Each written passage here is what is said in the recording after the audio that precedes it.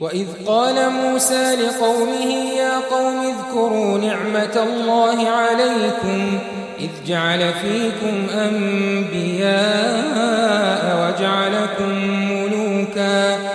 وجعلكم ملوكا وآتاكم ما لم يؤت أحدا من العالمين يا قوم ادخلوا الأرض المقدسة التي كتب الله لكم ولا ترتدوا على أدباركم فتنقلبوا خاسرين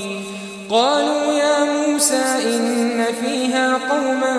جبارين وإنا لن ندخلها حتى يخرجوا منها فإن يخرجوا منها فإنا داخلون قال رجلان من الذين يخافون أنعم الله عليهم ادخلوا عليهم الباب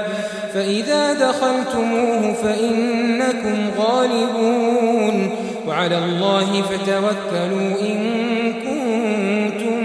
مؤمنين قالوا يا موسى إنا لن ندخلها أبدا ما داموا فيها فاذهب أنت وربك فقاتلا إنا هاهنا قاعدون